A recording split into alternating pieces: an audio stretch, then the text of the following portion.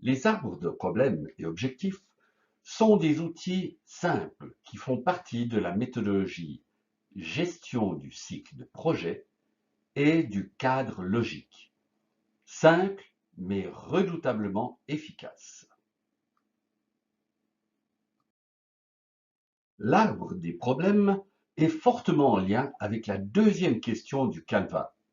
Le bloc pourquoi est le premier pilier de la mission du projet. Les besoins existants, que ce soit des problèmes ou des opportunités insaisissables.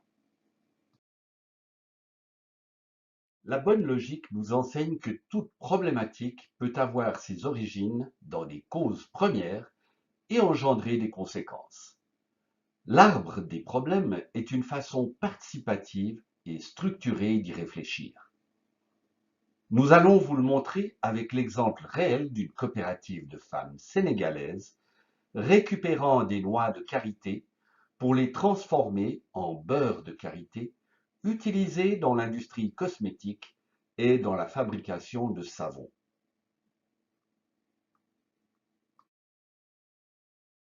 Leur problème central est une production basse et de faible qualité. Placez-le au centre d'un tableau ou d'une grande feuille. Mettez-vous ensuite dans la peau d'un enfant de 4 ans qui poserait toujours la même question. Mais pourquoi? Cela vous oblige à penser à toutes les causes possibles.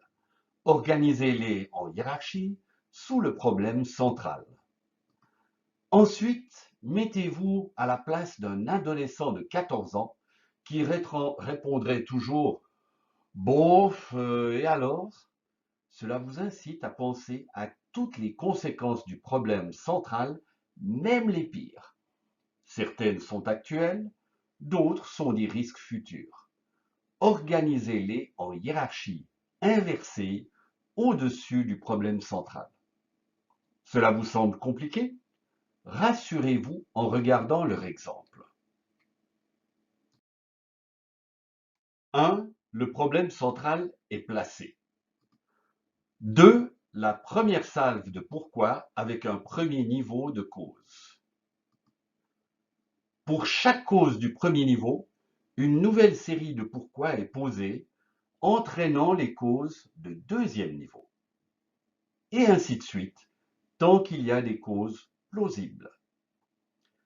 Attention cependant à l'énoncé des causes, qui doivent être des faits et non pas de simples manque de telle ou telle solution. Respectez le tempo.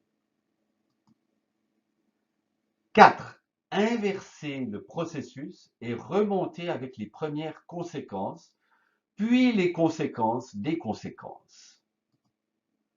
5. Souvent, plusieurs conséquences intermédiaires cumulent leur impact négatif sur une prochaine conséquence.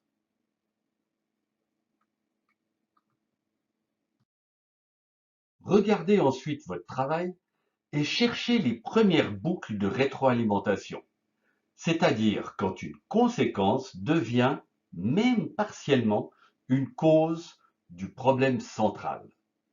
Ici, par exemple, le prix de vente bas empêche l'achat de conditionnement plus approprié du beurre de karité, ce qui maintient un prix de vente bas. C'est ce que vous pouvez aussi appeler le cercle vicieux. Voici ce à quoi ressemblait l'exercice réel avant d'être passé au propre. Bon, finissons-en avec la phase obscure de l'exercice. Regardons les problèmes comme des défis et préparons des objectifs pour faire pencher la balance du bon côté. En revenant à notre bloc du pourquoi, les 3 niveaux de pourquoi problématique peuvent devenir 3 niveaux de pourquoi objectif. Pour une cause première, il faudra viser des résultats immédiats. Au problème central, nous opposerons un objectif spécifique. Et pour les conséquences, nous rechercherons un impact positif. Comment? en transformant l'arbre des problèmes en arbre des objectifs. Nous commençons par transformer le problème central en une situation de résolution positive, ce que nous désirons voir passer d'un objectif à un fait.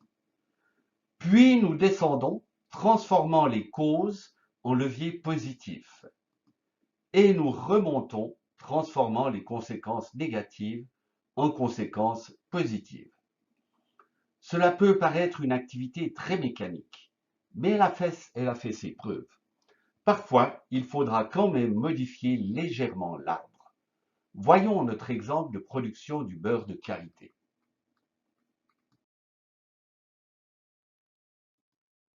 Le problème central se transforme en objectif spécifique ou central.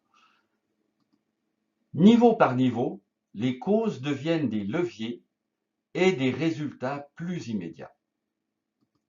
Et nous faisons la même chose avec les conséquences, obtenant plusieurs niveaux d'impact. Bien sûr, l'objectif doit quelquefois être adapté. Par exemple, l'exode rural est devenu meilleures conditions de vie locale, la diminution de l'exode rural devenant une conséquence implicite. Profitez-en pour vérifier si les cercles vicieux de l'arbre des problèmes se sont transformés en cercles vertueux. Voici l'arbre des objectifs passé au propre, avec même le dessin des cercles vertueux. Soyons réalistes, vous n'arriverez certainement pas à résoudre tous les problèmes, mais l'arbre des objectifs deviendra une aide précieuse pour 1. Imaginer des possibilités de projet, 2. Déterminer des zones d'intervention, 3. Établir une stratégie, choisir des projets, 4. Déterminer des indicateurs, 5. Alimenter le cadre logique, etc., etc. Mais ce sera pour un prochain module.